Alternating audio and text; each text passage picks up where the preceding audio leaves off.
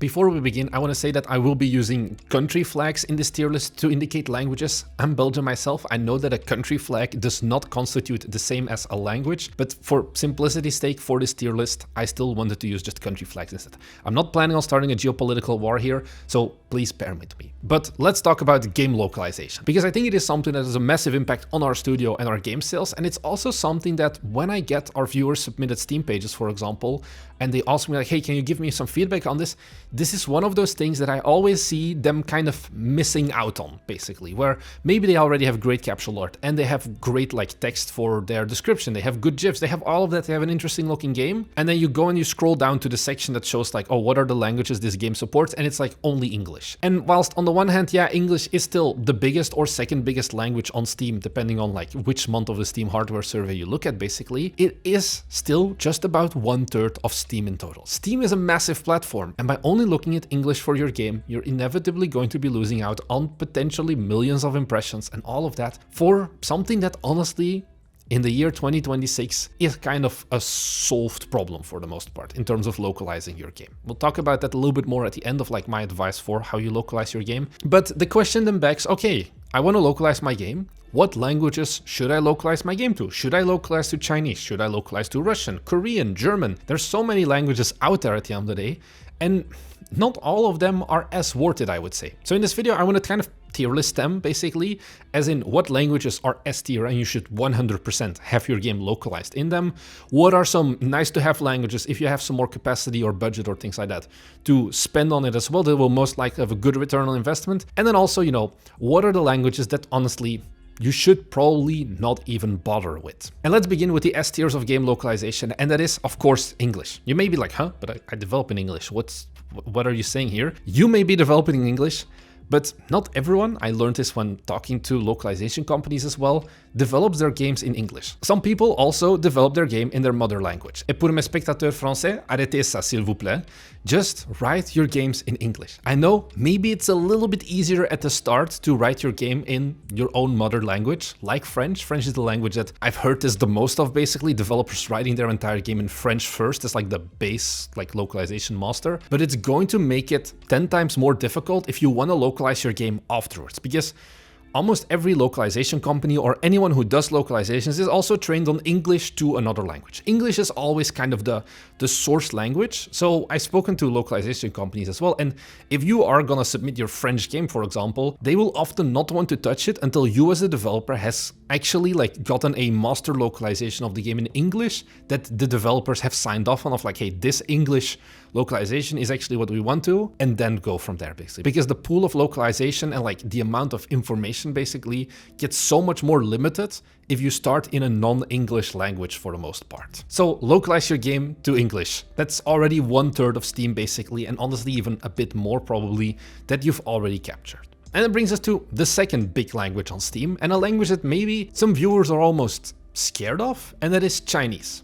Chinese is kind of right now tied together with English in terms of total localization, like how much user base there is. Like 1 month they're a little bit higher in the Steam hardware survey, 1 month they're a little bit lower, but generally also hover around 25 to 30% of Steam. Chinese is a giant language. And this is immediately where it gets a bit tricky. And a first like common like question I get from viewers then is like, hey, but doesn't Steam have their own like Chinese only version called Steam China? And to that you're correct, but you're also kind of missing the reality of Chinese people, I guess, where yes, Steam China exists, but that doesn't mean that nobody is on Steam Global. VPNs exists, bypasses exist.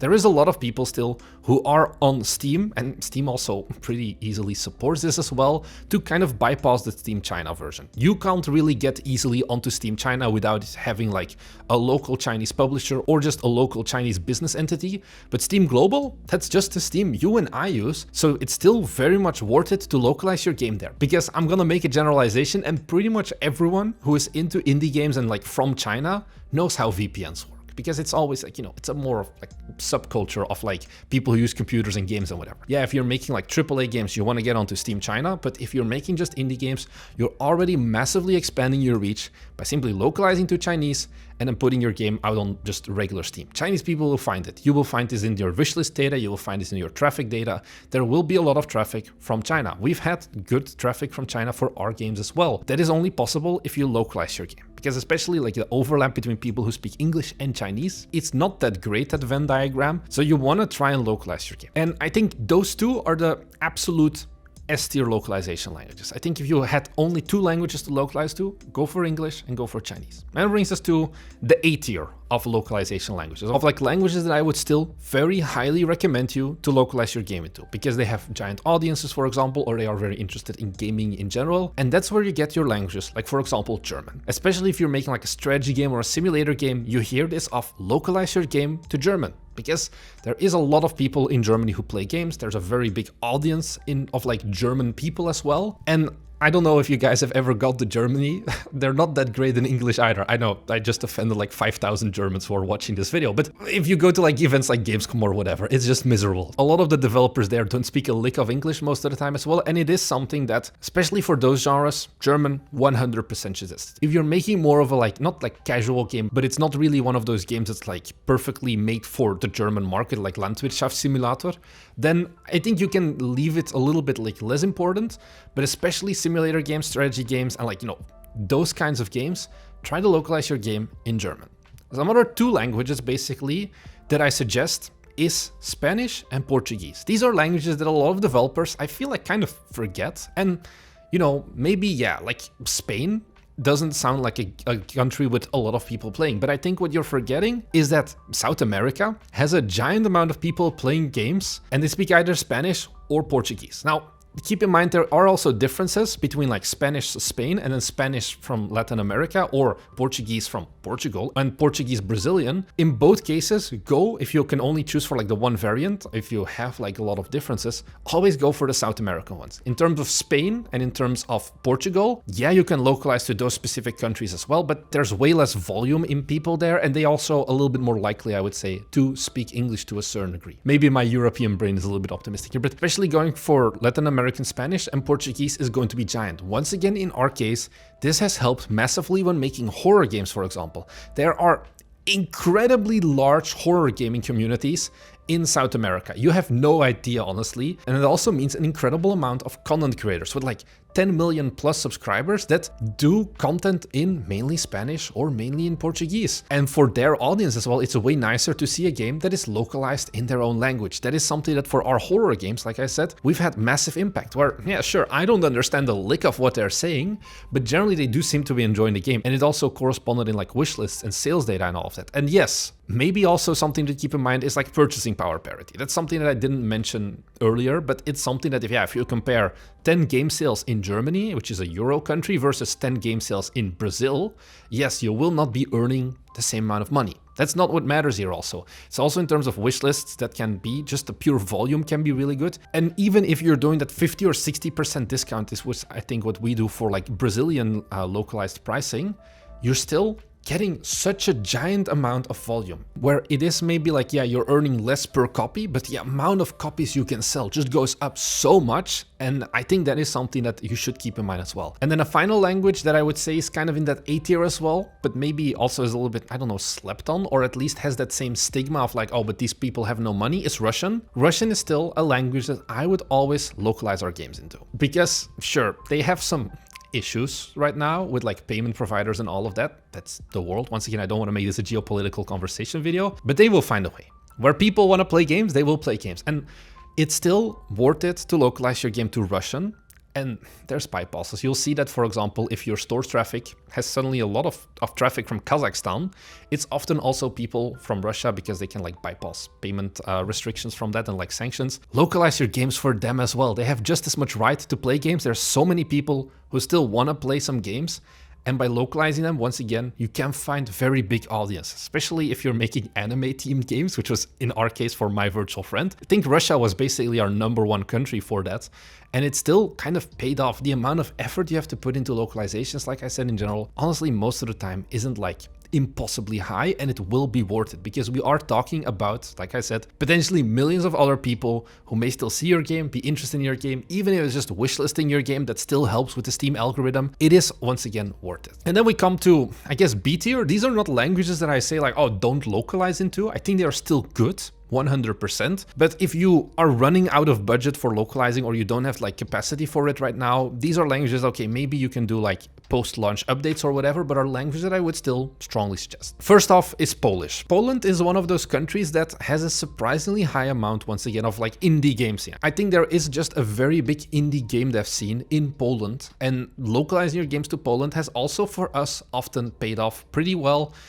It's an audience that I would say is extremely nice. I know this may sound weird, but if you give them attention, and then you kind of see this with all of the games in this tier, it's like if you go the extra mile to put some time and effort into making a good localization, they will talk about your game to other people. Because once again, you're kind of doing them a very big favor. I don't know how to say this exactly, but I think some of our most loyal like game fans all come from Poland basically, because we also localize our games in Poland. Another language, for example, is Turkish. We also localize our games in Turkish. And whilst you kind of still have those same things as with Spanish or Portuguese Brazilian, yeah, the amount of purchasing power may not be that big, but Turkey is still a really big fucking country, and it has a lot of people who want to play games. I think Turkey used to be predominantly a mobile gaming market, and it still to a certain degree is, but I think it is also becoming way more, I don't know, accepted to play indie games there. They're not gonna bully you anymore. I don't know, I'm just making assumptions at this point. Turkey is another language that has served us really well in terms of expanding our game's reach, with a lot of people playing it. And I think another one that maybe even is more, and that you're gonna be like, where the hell did this one come from, is Thai. Thailand has been for, I think, all of our games almost, a top 5 country in terms of sales volume. You know, Unicycle Pizza Time is big in Thailand, our Anomaly horror games are big in Thailand as well. And this may seem a bit scary, because now we're kind of approaching, I mean, we already did it with China, but like the Thai script, if you look at that, it looks miserable. Because if I look at like Russian, I can still kind of like guess a little bit with like what they're saying. I can look at a Thai game and I have zero clue what's going on. But still, we localized our games to Thai, and it's also a similar thing with like content creators. I think even more, there are some really big Thai-speaking content creators. I think gaming in Thai is also bigger than most people think, from like my experience. And if you can send a Thai localized game to a YouTuber with like 5 million subscribers who is Thai speaking first, I would say you have a 90% chance of them actually covering the game. Watch them all get flooded now and don't have time to cover your games anymore, but that is not something you have with English, because by going into these niche languages as well, maybe I didn't mention this before, you're also reducing the competition, because a lot of developers will not even bother to send out emails to content creators in different languages, because let's be honest, it's a bit harder. How do you find them? Maybe it's a little bit more tricky. I think it's not that much more tricky, honestly, but the hit rate that you're going to get is way higher. The audience is going to still be interested in it, because once again, you're showing love to their country, and that often gives you kind of love from the players back, that you at least went the extra mile to kind of localize your game. Don't underestimate patriotism. And I think these are very much growing and underserved countries, or languages, however you want to say it. And that brings us to, I would say, the final B tier language, and that is Japanese. Japanese is a market that up until, I think, 10 years ago, not more, was predominantly console focused. But Steam also mentioned this a few months ago on like one of their presentations, that Japan is currently one of their biggest growing countries in terms of just sales volume, users and all of that are joining Steam every single day. That kind of, you know, requirement of, oh, we only play console games is falling apart. I also did an interview with like a Japanese game developer, I think you can see over there, where he also talks about how they shifted from like mobile and console development into PC development as well, because that's also what they feel the Japanese market is going for. This is also for us the language that has earned us the most money, basically. By far, our most game sales for all of our games, honestly, are from Japan. And once again, I think this kind of comes down to underserved content creators for the most part, because sending an English game to a Japanese content creator often will lead to them not covering it, because the Japanese don't really speak English that well. Take it from a guy living in Japan. So by having a Japanese localized game, once again, you're doing a lot better. And then we get to like the C tier. I'm not really gonna go as deep into this anymore, but these are basically kind of the languages that you think of you should still localize, but maybe aren't really that important. Like, for example, French. Shout out to my French homies once again. Yeah, you can localize your game into French, but I think the impact here is already becoming a lot less than with like a bunch of other languages, or like Italian and those kinds of things. Like, yes, these are countries that still have very big amounts of people in them, basically, but they may not all be super gaming focused, and yeah, you'll get some sales from it. I wouldn't really worry about it too much. If you want to go for it, absolutely go for it. Like if you have budget left for most of these languages. But I think that localizing into these languages, while nice, is not required anymore. I think some other languages that fit in this tier as well would be like Korean, traditional Chinese, so what they speak in Taiwan basically, Vietnamese, which is something that like Vietnam still has a pretty amount of people playing games from like my data as well, of like when I look at our sales data. But it's like, should you localize your game in those languages? Not really that much, basically. Of course, it depends on the genre, but I wouldn't really worry about these too much. And then lastly, I think there's also a category, we're skipping D and E, we're going straight into F tier, and that is the languages that you just honestly should not bother with. One of them is, for example, my mother tongue, Dutch. We localized our games to Dutch. We basically get 0 sales, or like people who play the game in Dutch, because once again, people who live in Belgium also have a better understanding of English. Most of them play their games in English as well. We see this when we showcased our game, for example, at game conventions here in Belgium. And then when we start the game, we have like a pop-up of like select your language, and most of the people still chose English because it's just more common. I think also like localizing your game to Danish, once again, it's a tiny country. It's like, I think 6 million people or something like that. All of them speak English without much of an issue. Same with like Swedish and all of that. You're kind of just throwing away effort, I would say here. Yeah, the cost in terms of time isn't super required here, but I think it is just something you should not bother with. And I think some of the final F tier languages are the ones that have very big impacts on like your UI and things like that. So that's mainly Arabic and Hebrew, where you shift to a right to left text layout. The amount of technical work required for that, and especially there's almost no people, according to Steam Hardware Service, playing games in Arabic or in Hebrew, for example, it's just not worth it. It's a technical nightmare. You're not going to get a good ROI from these languages anymore. I think a final suggestion, if you really are still like uncertain of like what languages I should localize to, and kind of the North Star that we ourselves use, is we just look at the Steam Hardware Survey, and any language that is above 1% for us means like, okay, let's localize into this language, because 1% of the Steam Hardware Survey is still a little bit more than 3 million people who could potentially be interested in your game. If you start going lower than that, it's less worth it. But once again, this depends on your game, the amount of time you have, the amount of effort it takes, like how UI heavy is your game, for example, because my God, Germans, you guys do not make it easy to like have short pieces of text in like UI buttons, for example. Those things do all matter. So let's talk a little bit about localizing your game and how should you approach this. And maybe hot take, but honestly, in all the games that we've shipped, we have never really gotten any negative comments about the quality of our localizations. Is what I would do is by starting to localize your store page with some form of an AI. They're very good at text, honestly, especially your store page when you're still starting with marketing your game. It's something you can do very quick and easy, because you don't know yet at this point probably where your audience is. Like maybe your game that you're making is going to find an audience in Japan, but by never even having localized the store page and by not checking the button of like, hey, my game will have English or like Japanese localization support, Steam will not show you in like discovery queue or like on event pages and all of that, because they get filtered out. They only show games that show like the language is supported to people who speak said language. And this is something that you can do very easy at the start. And then you just keep developing. You go on with your life and you just take a look at what are the wish lists? What is the data that's coming in here? Am I getting a lot of traffic from Japan? If you get 0 traffic from Japan still throughout your entire development process, yeah, maybe it doesn't make sense to localize your game to Japanese. But I think you'll be surprised. There's always like 1 or 2 sleeper countries, like for example Russia or for example Brazil, that show up higher than people expect. And this is the point where you have to start thinking of like, okay, let's look into actually localizing my game, like the full game now, not just the store page. And I think here it depends on, like I said, the game, the style of game that you're making, and also the complexity of the vocabulary, basically. In our case, most of our games are very simple with just standard UI terms and maybe like 1 or 2 sentences at most.